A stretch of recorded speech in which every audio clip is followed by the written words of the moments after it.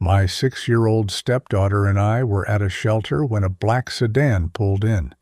My wealthy grandmother stepped out and asked, "Why aren't you living in your house on Crenshaw Boulevard?" I was stunned. "What house?" 3 days later, I arrived at a family event, and my parents went pale. When that black sedan pulled in, for a second, I thought it had taken a wrong turn into the worst chapter of my life. "Mom, I can't find the other sock." Lana's voice was small but careful, like she was afraid a wrong word might crack me open. The room was that early morning gray that makes everything look colder. The radiator clanked like it was losing an argument with winter. The thin blanket on our bunk still smelled like bleach and someone else's bad dreams. She held up one pink sock with faded hearts and one plain blue sock that had definitely lived another kid's life before ours. "They don't match," she whispered. "It's fine," I said, forcing a smile I didn't feel. "Mismatched socks are for very cool people only. It's a rule." "Do they let cool people stay here?" she asked. Here was Harbor House Family Shelter. Family Shelter in big, cheerful letters outside, like we were part of a brochure. Somehow that word hurt more than any other. Family, when you were constantly having to prove you were one. Before we continue telling this story, if you're listening right now, please help me prove a point. My family told me that storytelling is a dying art and that I'd never reach 1,000 subscribers telling stories like this. But I believe stories about justice and truth still matter. If you agree, hit that subscribe button right now. Drop a comment telling me exactly where you're watching from in the world, and like this video. Let's show them that real stories still have a home. Thank you. Let's get back to Vanessa's nightmare. I pulled her hoodie over her head, smoothing her curls with hands cracked from sanitizer and cheap soap. I still had my nursing job, barely. Work a shift, come back here, repeat. The hospital had been patient, but I could feel their patience wearing thin. In the hallway, a baby cried, a door slammed, a staff member called out, "Breakfast closes in 15. On our first day here, 3 months ago, the same woman had hesitated over the intake form when I wrote stepmother. "Do you have legal guardianship?" she'd asked gently. "Yes," I'd said too fast. "He signed papers making me her legal guardian before he died. She's mine." She'd nodded and ticked a box. But the pause had lodged under my skin. Now, Lana tugged my sleeve as we stepped into the hallway. Why we're here?" The question sliced right through me. I knelt so we were eye to eye. "Hey," I whispered, "look at me. None of this is your fault, not 1 second. Adults make messes. Kids are never the reason." "But Grandma Emily said kids make things harder," she murmured. "And then we had to leave." I swallowed hard. Grandma Emily was wrong. We pushed through the heavy front door. The air outside slapped us, sharp, metallic, too clean. In that way, winter sometimes is. Lana's backpack looked too big on her small shoulders. Her hand slid into mine, automatic, like breathing. Across the street, a bus rumbled past, spraying slush. The sign above us shouted, "Harbor House Family Shelter." I hated that sign. I hated that somewhere, on paper, someone could question if I even counted as her family. "Do you think they'll ask my address again?" she asked. "At school?" I was still taking her to her old school across town, lying about our address on the forms. It was one more thing that made me feel like a fraud, but I couldn't take school away from her, too. "Maybe," I said, my stomach twisting. "If they do, just say, 'I'm staying with my mom.' That's all they need." She nodded, memorizing the script. Then I heard it, the low, smooth hum of an engine that didn't belong on this block.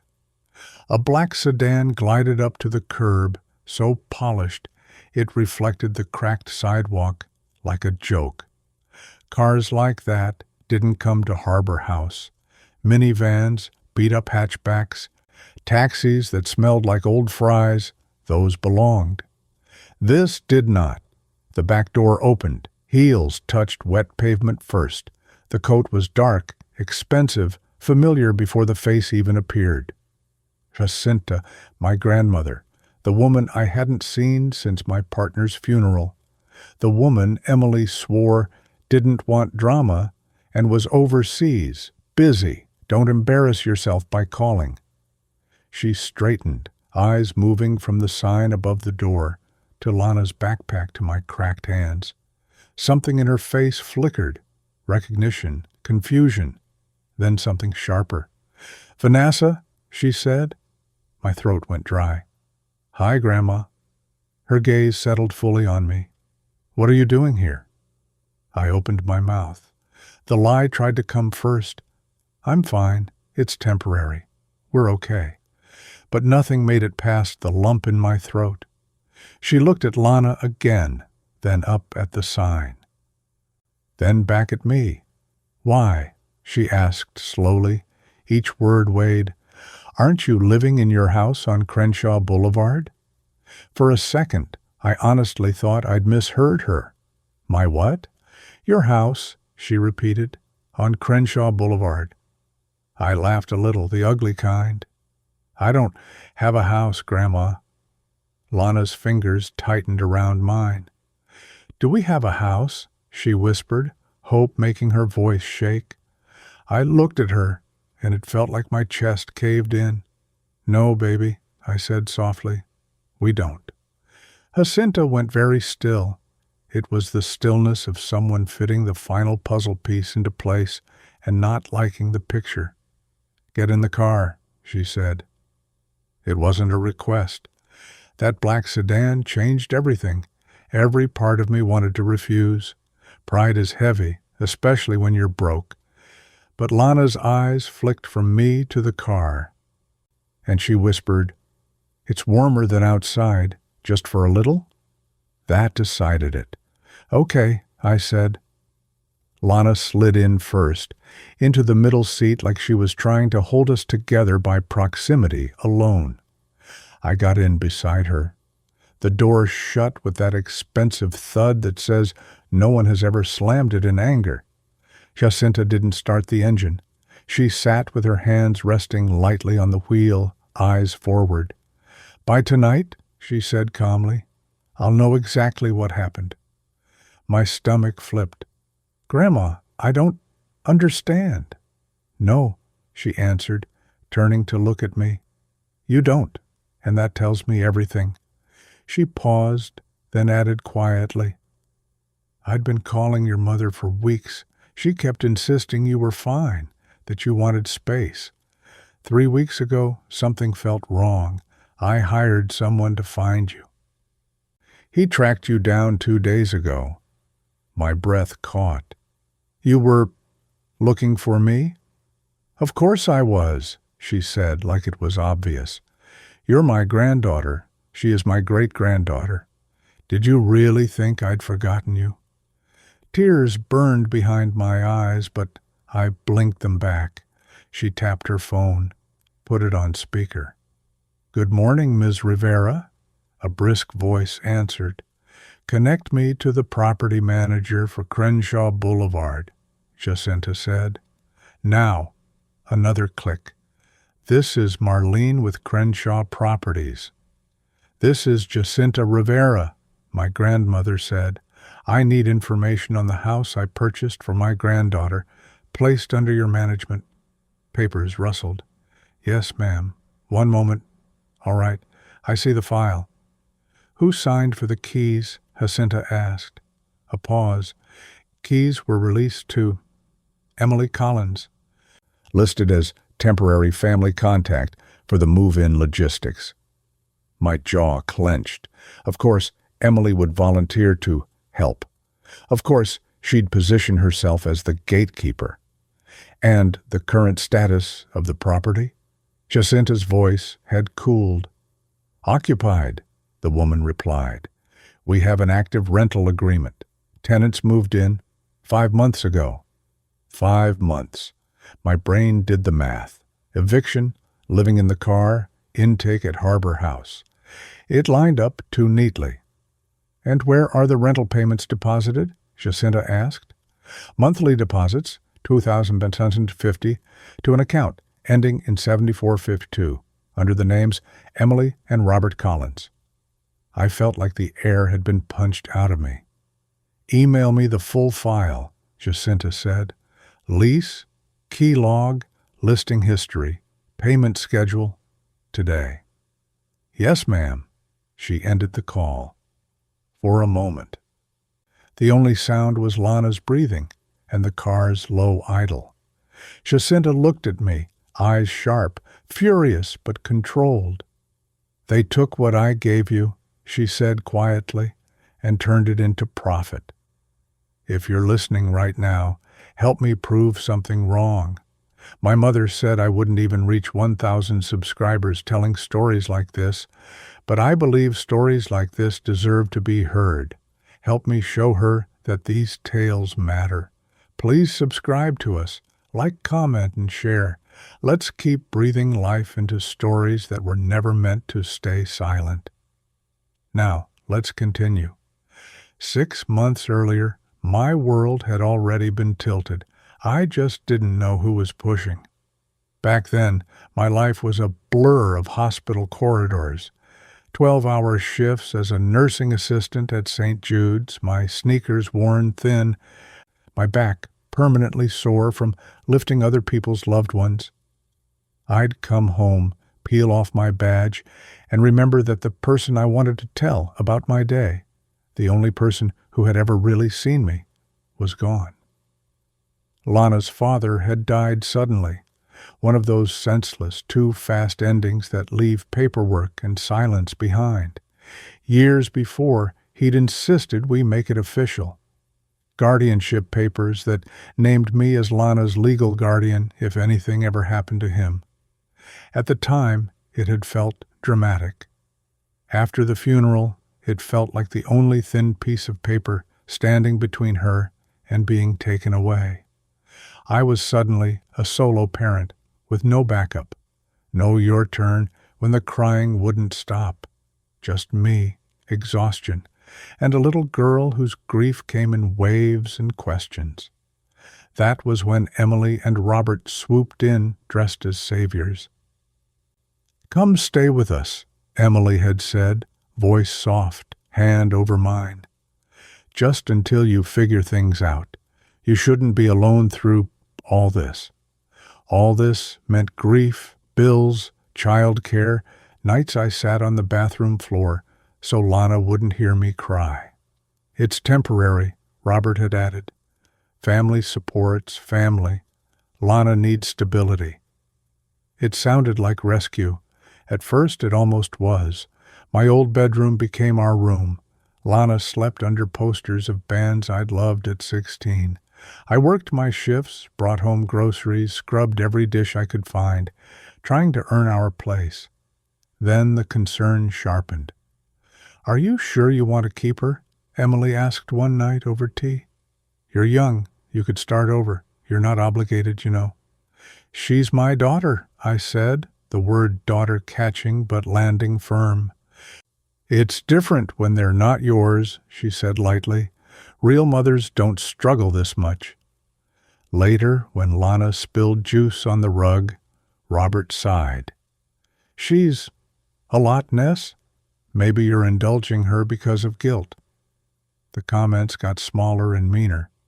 She doesn't really look like you. It must be hard to bond. We're her real grandparents, you know. We just want what's best. One night, Emily sat at the kitchen table with a folded piece of paper, like a doctor delivering test results. We've been talking, she said. We think Lana needs stability you can't provide right now. This arrangement isn't healthy. You have 30 days to find your own place. For her sake. For her sake. I spent breaks at the hospital scrolling listings with shaking hands. First month, last month, deposit, perfect credit, no recent evictions. Every sorry felt like another door closing. Day 18, Emily stopped saying, "When you go," and started saying, "You should have gone by now." It didn't make it to 30. The night it happened, I came home after a double shift, body buzzing on adrenaline and coffee fumes. The hallway light was on.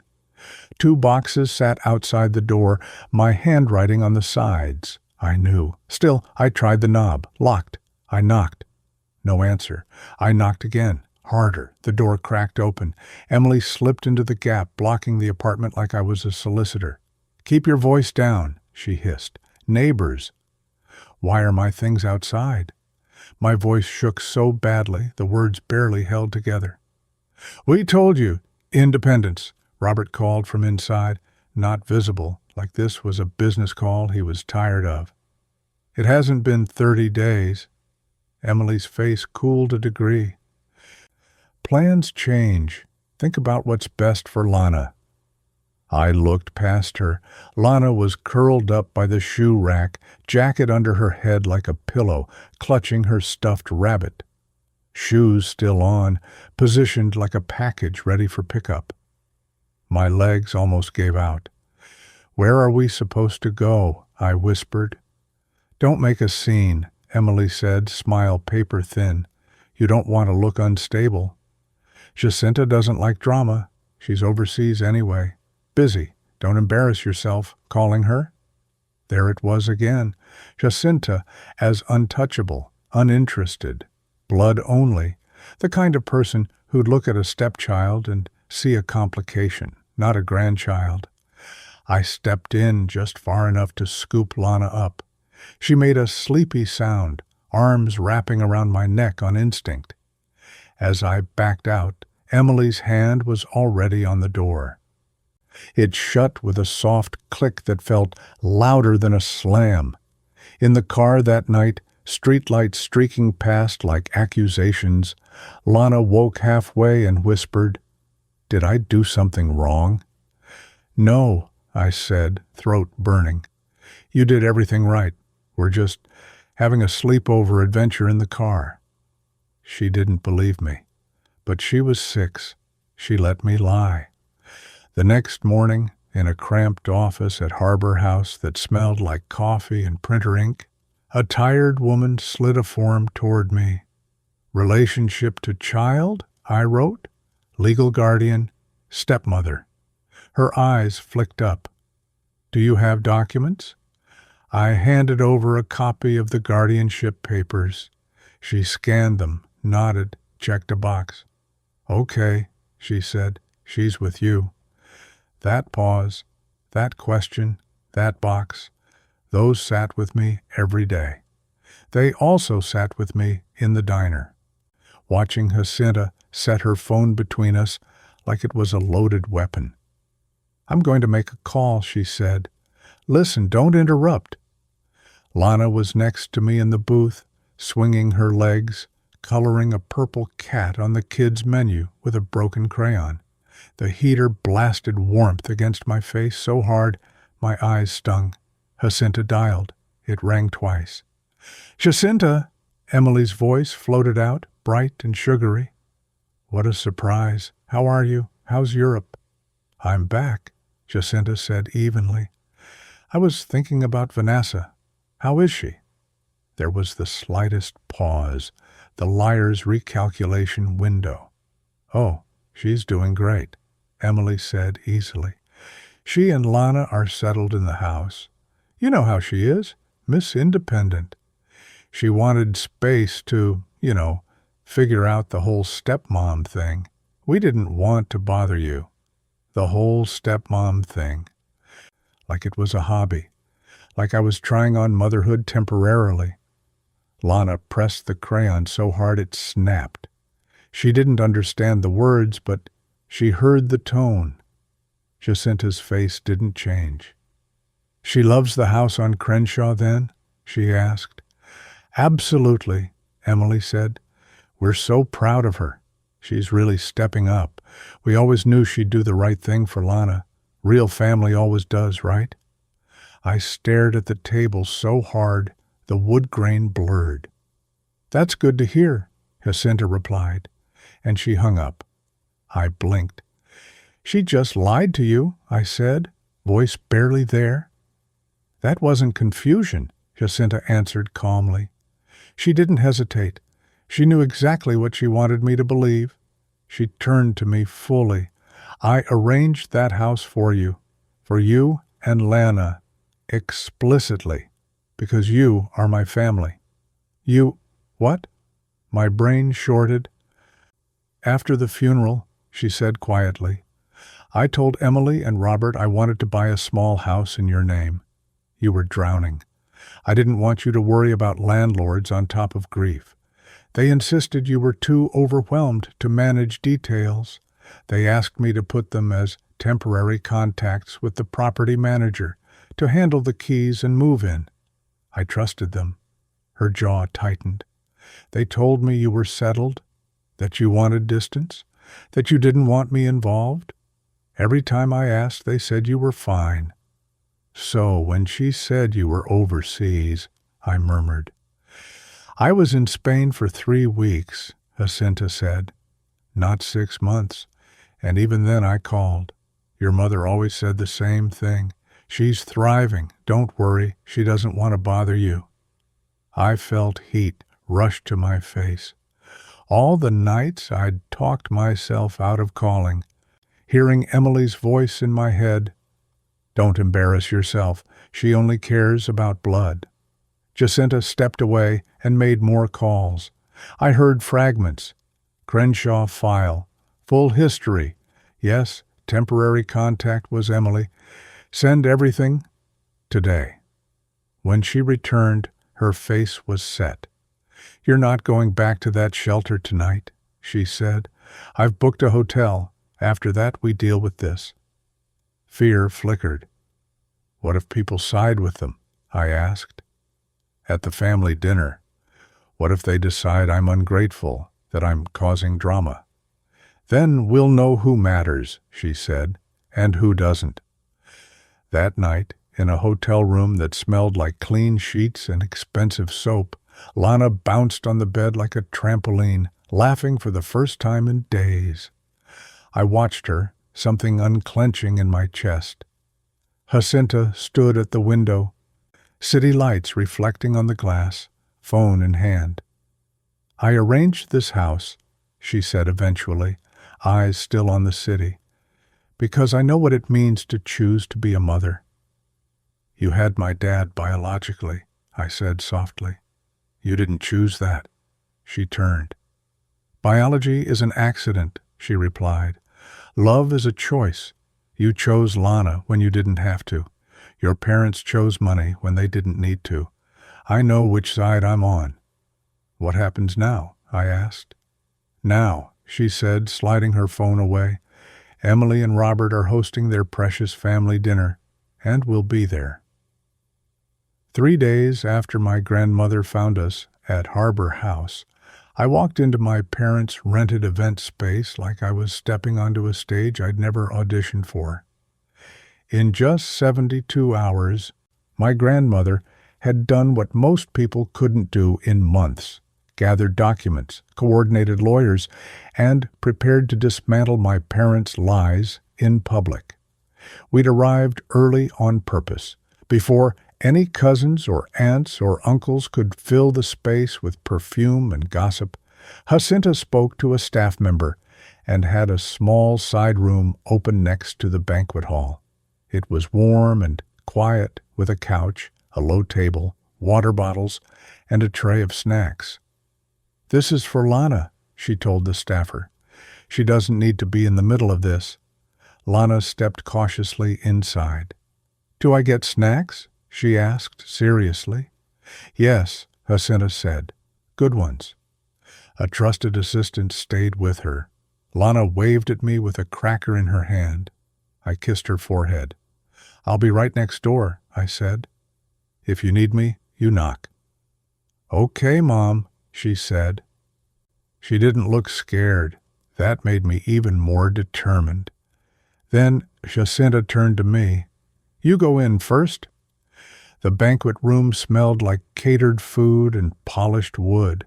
A projector screen stood at one end, blank for now. Relatives clustered in clumps, glasses in hand.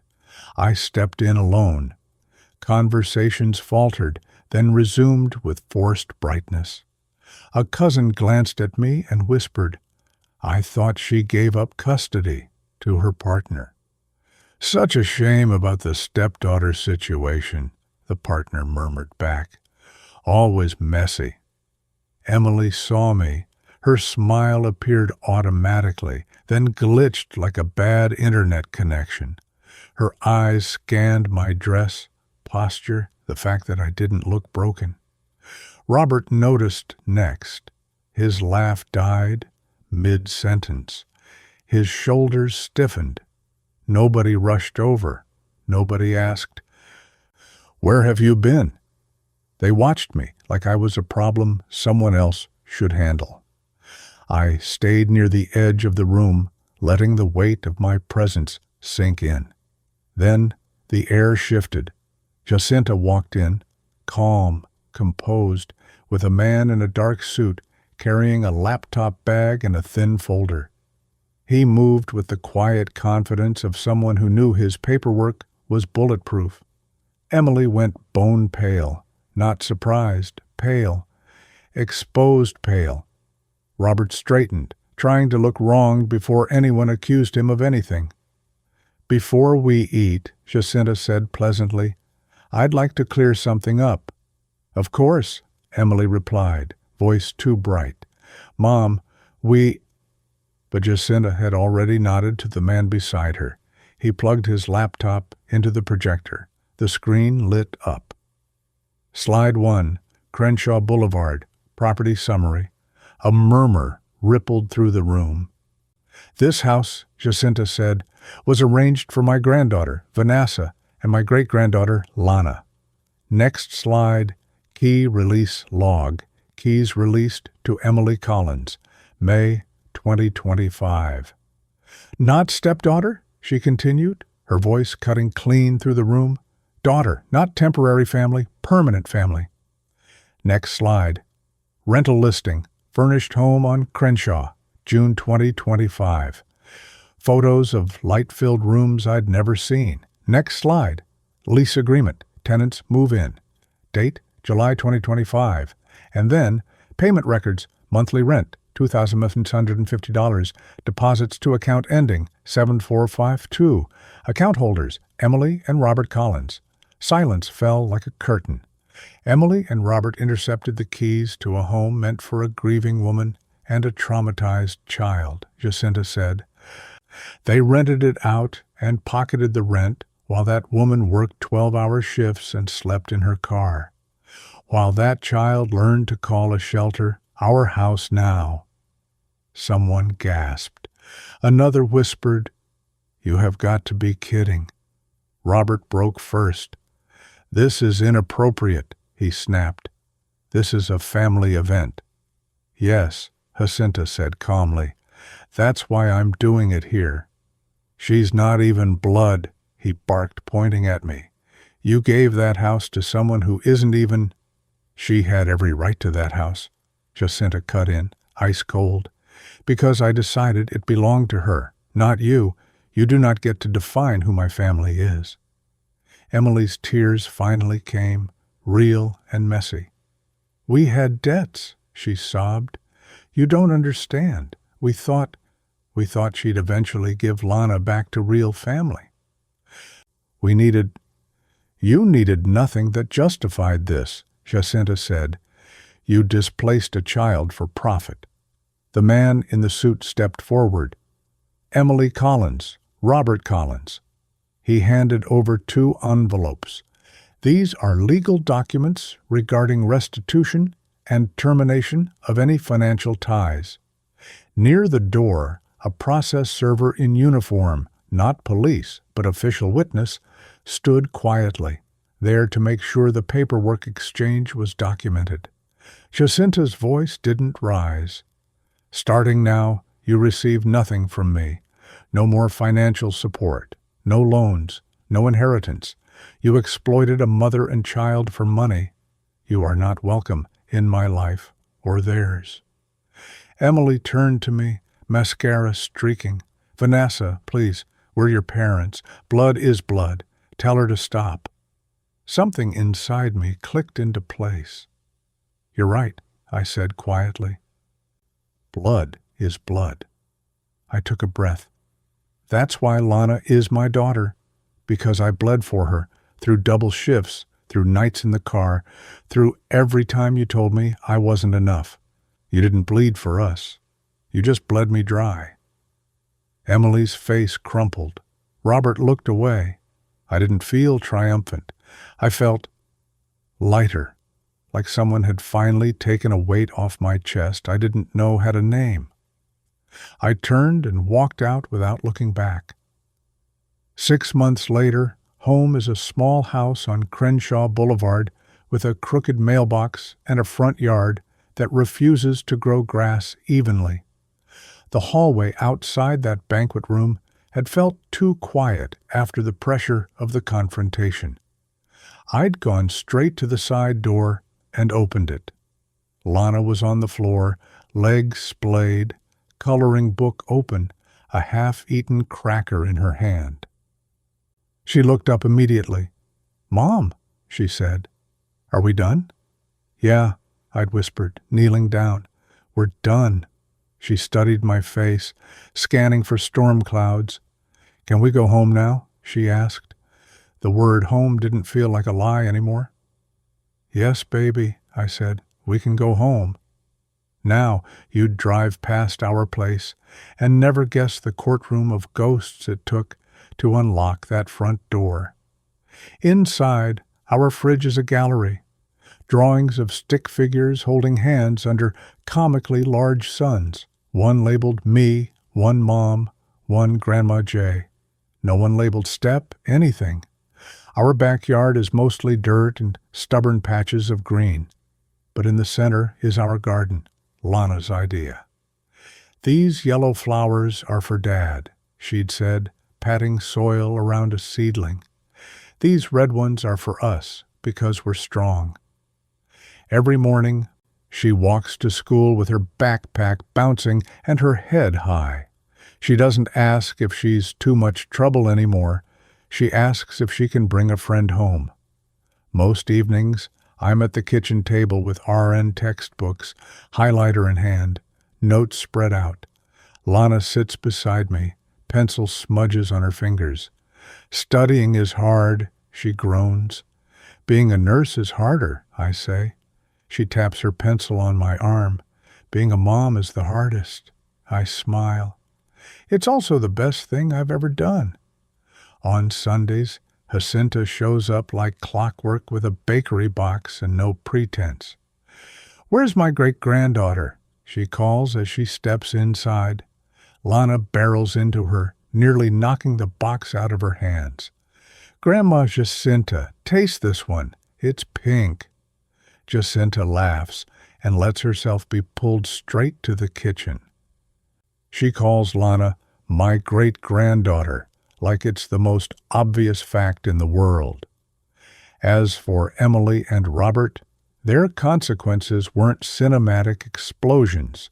They were slow leaks. They had to repay every cent of rent they'd stolen, plus penalties. The investigation into their finances dragged other debts into the light. Invitations dried up. People stopped picking sides out loud and simply stopped picking them. They tried calling, messaging, sending long paragraphs about forgiveness and family. Not once did the words, "we were wrong," appear. I blocked every number, not out of pettiness, out of self-respect. Sometimes people ask, "Do you ever regret keeping Lana after her father died? Do you ever think your life would have been easier if you'd let real family take over?" I look them in the eye. The only thing I regret I say, is ever doubting I was her real mother. Because the truth is simple. Biology didn't put us in that shelter. Greed did, and biology didn't get us out. Love did. If this were a video, this is the part where Lana would run into frame and wrap her arms around my waist. "Mom," she'd say, grinning up at me, "can Grandma Jacinta stay for dinner?" "Of course she can," I'd answer. "She belongs here as much as we do." Then I'd look straight at you, the person watching. "So," I'd ask, "what do you think? Did Jacinta do the right thing? Or did she go too far? Let me know in the comments." This story proves something simple but dangerous. You can fake family, but you can't fake love. The same people who told me they were doing what was best for Lana were secretly cashing rent checks from the house, meant to keep her safe. They also used to tell me that channels like this don't grow, that no one has the attention span for real emotional storytelling anymore, especially not about stepmoms, shelters, and messy family consequences. But that's where they're wrong. There are people watching right now from all over the world who still care about truth, about chosen family, and about protecting kids from the adults who should have known better. People who know that sometimes the bravest thing you can say is, "No more, not to me, not to my child." So here's what I'd love from you. Drop a comment and tell me exactly where in the world you're watching from. Subscribe if you want more raw, real stories like Vanessa and Lana's. Stories about step-parents who actually show up, grandparents who choose justice over image, and what it really looks like to break out of a toxic family script. Hit that like button so this story can travel further than that rented banquet hall ever could. And share this with one person who needs to be reminded that they're not less for being a step-parent. That help doesn't always come from where you expect, and that sometimes the most satisfying revenge is simply living safely in the home that was always meant to be yours.